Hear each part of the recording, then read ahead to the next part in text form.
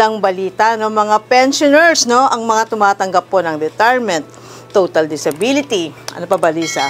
Mga surviving pensioners. Ayan ho, nako, good news po, maagang pamasko po ang matatanggap nyo para sa inyong 13th month pension. Ayan.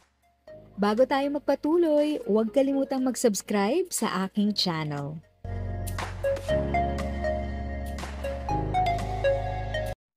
Thank you sa pag-click ng aking video. Good day po sa lahat ng ating SSS pensioners. Sa mga bagong viewers at napadaan lang, by the way, I'm Tita Eda.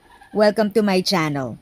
Ang channel na maghatid sa iyo ng dagdag kaalaman tungkol sa government services, bagong mga balita at informative videos na galing sa legit na resources. Mag-subscribe na para updated ka.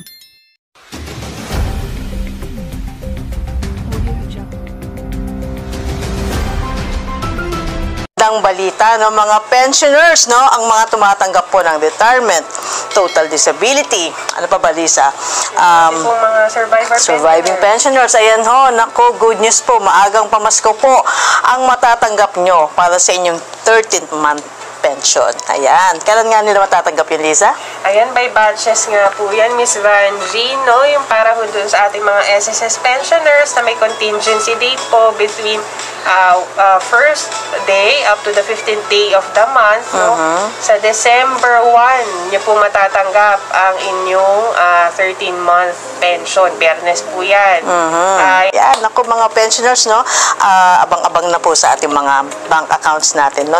Para sa mga pensionadong nag-avail ng advance 18 months pension po, ang inyong 2023 13th month pension ay makikredit sa kanilang bank account, sa inyong bank account sa ika-4 o sa December 4, 2023 sa Lunes po yan. Ayan, good news po yan.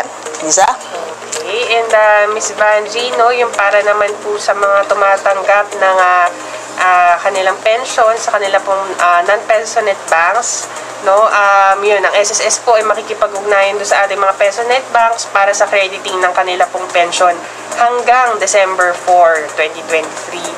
So, para naman po doon sa may mga cheque po yung disbursement ng kanilang pension, no, makikipag-coordinate po ang SSS sa PhilPost para mas mapabilis po do ang pagpapadala ng mga cheque doon sa home address ng bawat pensionado batay po doon sa SSS records natin. Ayan.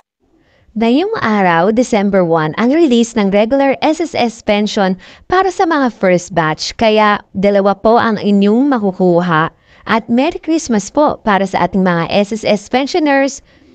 Merong nagsasabi na kagabi pa lang meron ng laman ang kanilang video ATM. Kaya sa ating mga viewers, comment down below kung meron na po kayong natanggap o sa hindi pa, nag-check sa kanilang online banking, i-check niyo po pagkatapos yung panoorin ang video ko na ito. Sa mga nag-aantay kung anong oras na-credit sa kanilang bank account, ang kanilang pension, ito ay available ng 4 p.m. onwards ngayong araw.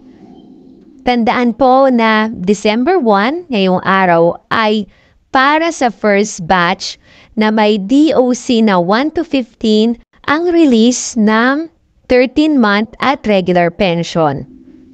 Alam ko po at malaking tulong ito sa ating mga SSS pensioners at para naman sa second batch sa December 4 o Lunes ang inyong schedule. If sa tingin mo, natulungan ka ng video ko na ito, nakasave ka sa oras mo, you can click yung thanks button at any amount ay malaking help sa pag-grow ng channel ko. Yun lang po muna ang aking update.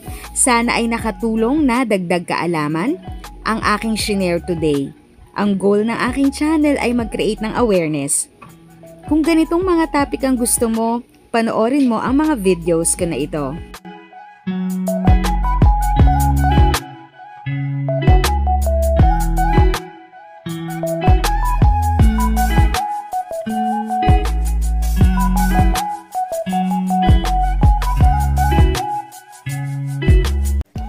Thanks for watching! Kung may kapamilya, kaibigan o kakilala sa tingin mo ay magiging interesado sa video, please share or tag sila sa comment section. At syempre, if nagustuhan mo ang video, i-like mo na ito at subscribe ka na din. As always, feel free to write your questions, comments, and opinions respectfully. And continue to be a blessing and stay safe.